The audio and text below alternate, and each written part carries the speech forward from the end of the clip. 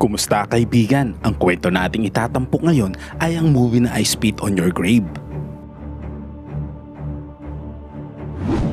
Ngunit bago natin ito simulan, ay maaari ba akong makahingi ng pabor? Pakilike naman ang videong ito at pasubscribe na rin sa aking channel. I-click mo na rin ang notification bell. Muli maraming salamat kaibigan. Nagsimula ang eksena sa pagpapakita sa isang babae na nagngangalang Jennifer, habang nagdadrive patungo sa isang maliit na nayon sa Connecticut, kung saan nagrente siya ng cabin. Si Jennifer ay isang writer at nais niya ng katahimikan at kalmadong kapaligiran upang magawa niya ng maayos ang kanyang pagsusulat. Maya-maya, huminto siya sa isang shop, kung saan siya ay binati ng isang lalaki na nagngangalang Earl. Siya ang may-ari ng cabin na kanyang uupahan, pagkatapos ay iniabot sa kanya ni Earl ang mga susi at itinuro ang direksyon sa lugar. Gayunpaman, hindi gaanong binigyang pansin ni Jennifer ang lalaki at umalis agad pagkatapos magpasalamat sa kanya. Sa kahabaan ng biyahe, siya ay nalilito dahil ang lahat ng mga kalsada ay tila magkakapareho at mukhang naliligaw na siya, kaya, huminto siya sa isang gasolinahan upang humingi ng tulong. Samantala, tatlong lalaki ang inabutan niya doon at mukhang hindi mapagkakatiwalaan ang mga pagmumukha ng mga ito. Sa sandaling naglakad si Jennifer, ay nagsimula silang titigan ang kanyang balingkinitang katawan. Ang isa sa kanila na nagngangalang Johnny ay sinubukang hawakan siya, ngunit si Jennifer ay gumanti at sinagi nito ang isang balde ng langis kung saan natapunan ang lalaki. Dahil sa nangyari ay labis siyang pinagtawanan ng kanyang mga kaibigan na sina Andy at Stanley. Ilang sandali pa ay umalis at nag-drive na si Jennifer papalayo at tila napahiya naman si Johnny sa nangyari. Sa sumunod na eksena, sa wakas ay nakarating na si Jennifer sa cabin, na malapit sa isang magandang lawa. Pagkatapos ay inayos niya ang kanyang mga gamit at nagpahinga. Pagsapit ng gabi, hindi na siya nag-aksaya pa ng oras at nagsimula na sa kanyang pagsusulat para sa bago niyang proyekto. Kinaumagahan, habang nagre-relax si Jennifer na nakatingin sa lawa ay may naririnig siyang kakaibang ingay. Ngunit hindi niya napinansin pa ito, sa paniniwalang ito ay gawa lamang ng ilang hayop sa paligid. Gayunpaman, pagsapit ng gabi, ang ingay ay hindi pa rin nawawala. Dahil dito ay nainis na si Jennifer dahil nakakasagabal na ito sa kanyang trabaho. Kaya, nagpasya siyang tignan ang pinagmumula ng ingay. Pagkaraan ng ilang sandali, nakita niya ang isang kalapit na bahay kung saan nagmumula ang ingay. Gayunpaman, nang pumasok si Jennifer sa loob ay wala siyang ibang nakita maliban sa ilang mga bote ng lason at iba pang makina.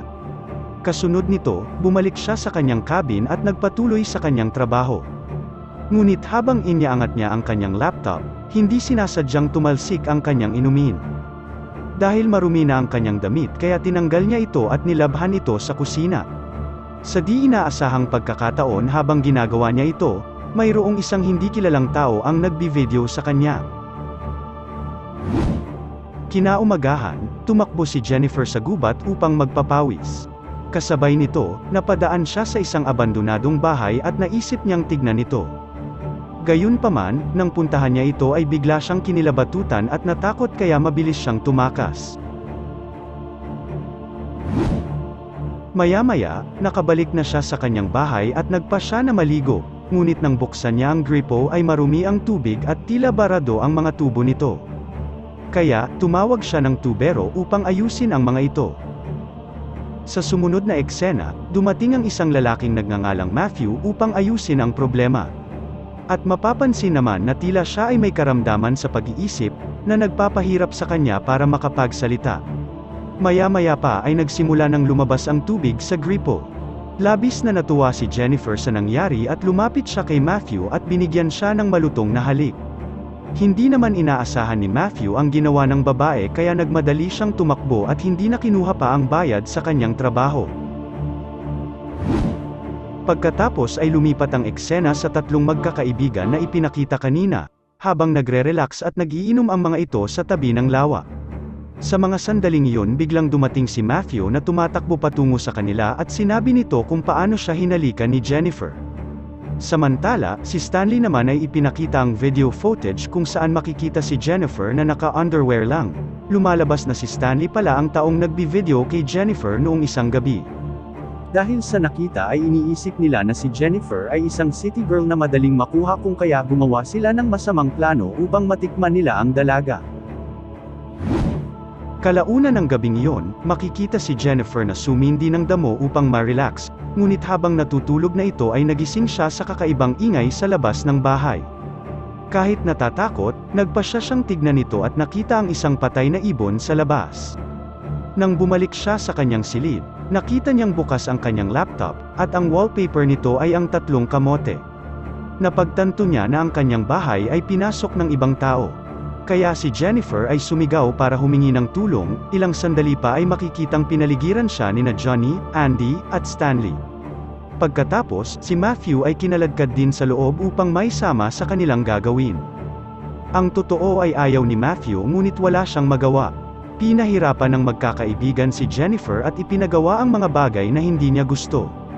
Si Johnny ay nagsubo pa ng baril sa kanyang bibig habang nagmamakaawa ang dalaga. Nagkaroon naman ng pagkakataon na may hampas ni Jennifer ang isang bote sa kanya at inisprayan ang mata ni Stanley at tumakbo ito ng mabilis palayo at pumasok sa kakahuyan hanggang sa makasalubong niya si Earl at ang sheriff sa bayan na si Storch. Huminahon siya nang ipinakita ni Storch ang kanyang badge, at sinabi na nasa ligtas na mga kamay na siya ngayon. Pagkatapos ay isinakay siya pabalik sa kanyang cabin upang harapin ang mga masasamang tao na kanyang sinasabi. Gayunpaman, sa sandaling marating nila ang lugar, nagbago ang pakikitungo ni Storch sa kanya matapos makita ang mga damo at ilang alkohol sa mesa, at pinaghihinalaan niya na nagsisinungaling lamang ang babae. Sinubukan ni Jennifer na kumbinsihin siya at sinabi niya na siya ang biktima. Ngunit hindi nakinig si Storch sa kanya, sa halip, hiniling niya sa kanya na tumalikod at kinapkapan siya ng pulis, ngunit ang paraan ng pagkapkap niya sa dalaga ay hindi naaayon sa tamang paraan. Sinubukan ni Jennifer na pumalag, ngunit ilang sandali pa ay pumasok na ang ibang mga kalalakihan sa silid, at lumalabas na sila ay mga kaibigan ni Storch.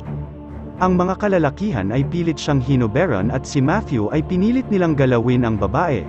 Noong una ay ayaw niya ngunit wala siyang magawa kundi sundin ang mga ito.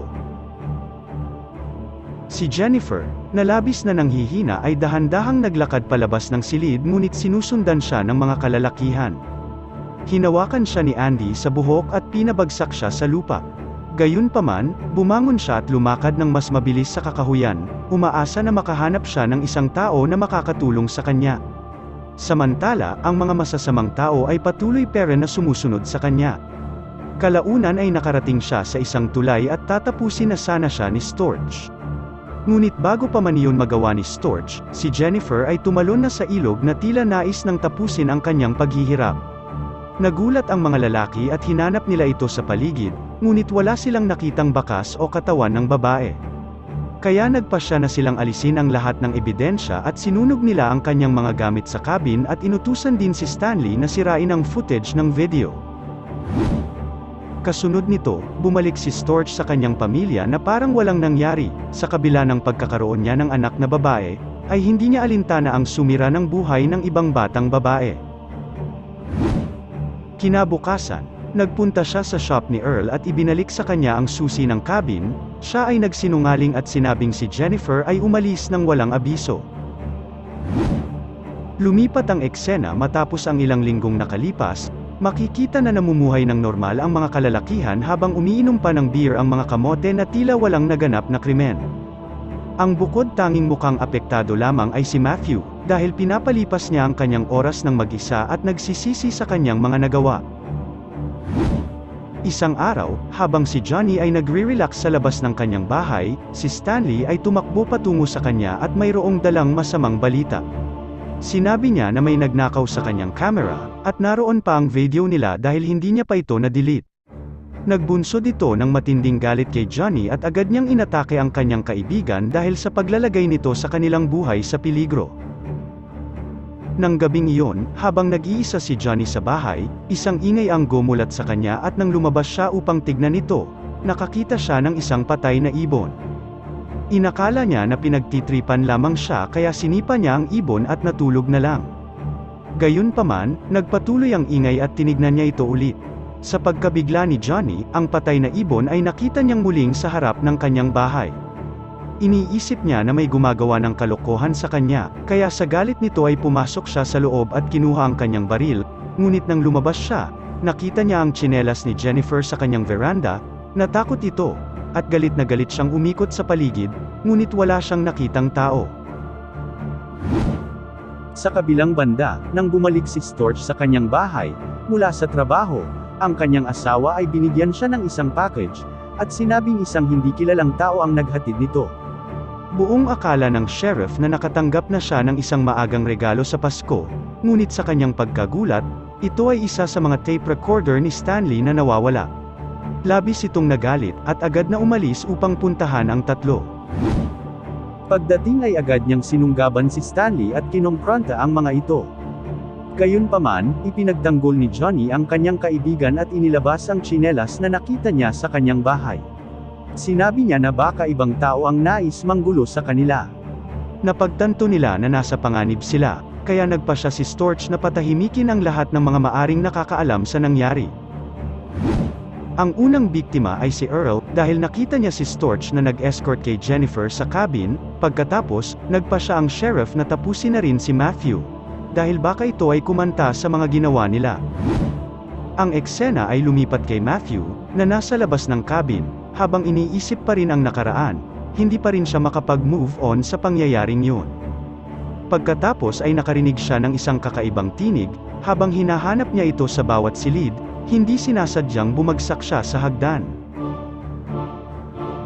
Nang magkaroon siya ng malay, nabigla siya sa kanyang nakita. Nakaupo si Jennifer sa sopa, na puno ng galit ang kanyang mga mata. Lumapit si Matthew sa kanya at labis na humihingi ng tawad sa kanyang nagawa. Noong una, nagpanggap si Jennifer at pinatawad niya na ito, ngunit biglang sinakal siya nito sa pamamagitan ng isang lubad sa kanyang leeg hanggang sa ito ay matuluyan. Kinabukasan, habang hinahanap nina Stanley at Andy si Matthew, nagpunta sila sa abandonadong bahay. Pumasok si Andy upang suriin ito habang naglakad naman sa labas si Stanley upang maghanap. Sa kanyang paglalakad ay nakita niya si Jennifer, at masama ang tingin nito sa kanya. Sinubukan niyang lapitan ito, ngunit nahuli siya sa isang bear trap na inilagay niya sa daraanan nito.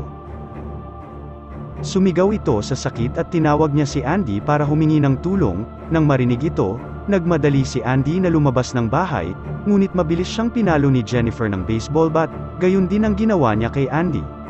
Sa sumunod na eksena, nagising siya at nakita niya ang sarili na nakatali sa isang puno. Ini-record din ni Jennifer ang buong pangyayari sa kanyang kamera, tulad ng ginawa niya sa kanya. Pagkatapos, sinimulan niya ang karumal-dumal na proseso ng pagpapahirap. Pagkatapos nito, makikita naman ang kondisyon ni Andy, na nakatali sa itaas ng isang bathtub na puno ng tubig na kumukulo.